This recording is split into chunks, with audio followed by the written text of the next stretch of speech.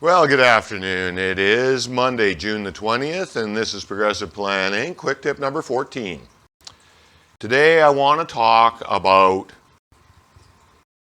ways to get to compliance. We've talked about that a lot in recent weeks, that the keys to a successful turnaround event are really quite tightly linked to compliance to your adopted turnaround process. Whether you purchased a process from a mainstream turnaround provider or whether you've created your own process, they all end up basically the same. The biggest difference being how they're delivered and how they would be managed. So whether you've got your own or whether you're using something else, what we want to talk about is compliance and getting to success through compliance. So what do we want to be compliant to start with? Well, we want to be compliant to a Master Milestone Schedule of some sort. And this is the very, very simple basic one out of the PMPT that we use for demonstration and teaching purposes. So let's blow this piece up here. On your Master Milestone Schedule, this section is pretty key, and it's pretty key that you're using it.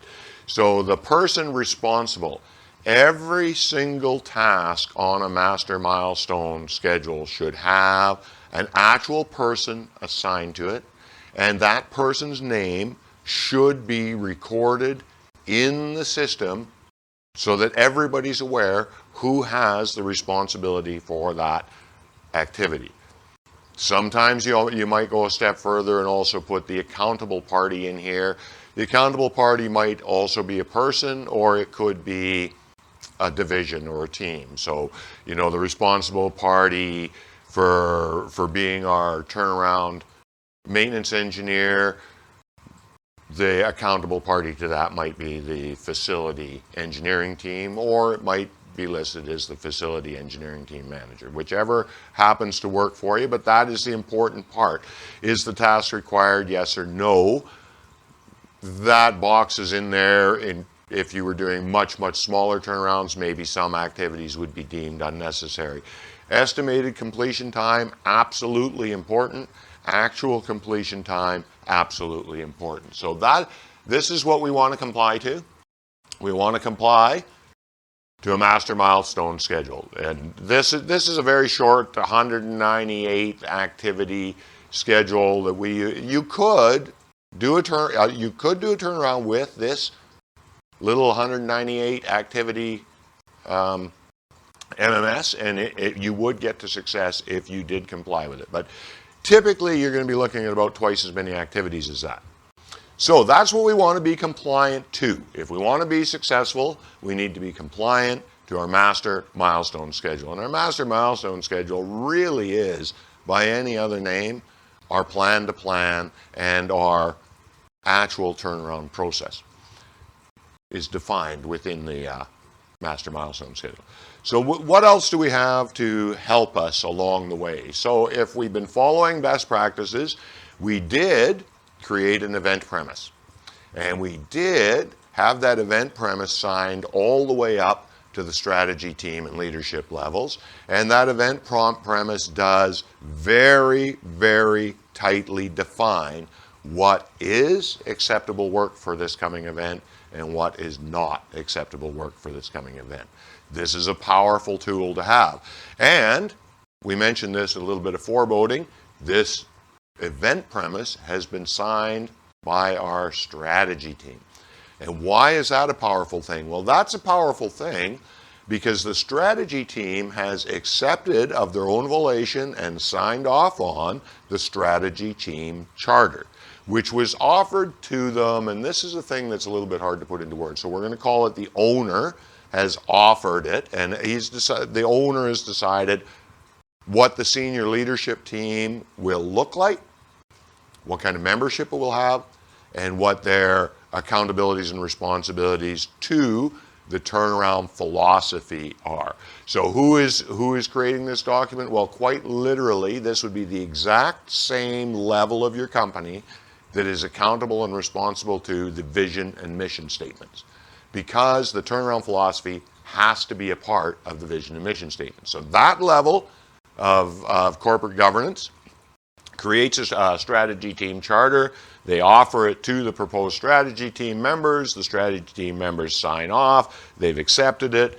And now they, as almost their very first duty, will create a steering team charter. And they might create, there might be several of these if it's a big outfit.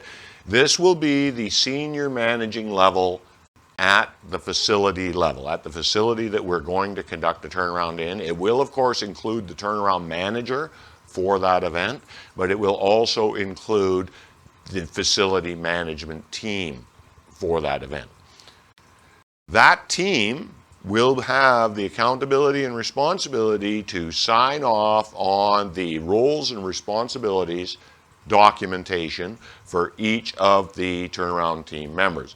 Now, in smaller facilities, you often, for human resourcing reasons, do not actually have enough headcount to fully staff the turnaround team. But all the positions on the turnaround team will need to be covered one way or the other. So if people are multiplying up and doing 2 and 3 different tasks, their names will need to be recorded as accountable for each of those different team role members. And if they accepted 3 different roles, then they will have 3 different roles and responsibilities. So now, the reason why we recap that is because if we have all those tools, then I would suggest that compliance becomes something we can drive through reporting. And the reason I'm saying that is if the members of my strategy team, which maybe you really never even see, it's likely that members of the strategy team only get to your site on occasion at best, but they have, by accepting that charter, they have agreed that they do want to be participatory in this process.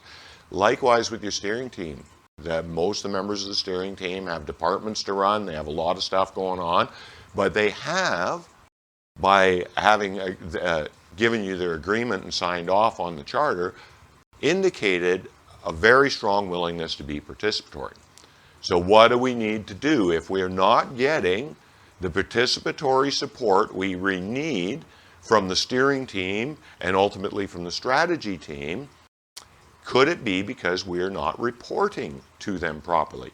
These people have no way of knowing that things are sliding off the rails unless somebody's telling them to. So this is today's quick tip. Quick tip number 14 is create a strategy team report. From your strategy team report should be based on your Master Milestone Schedule.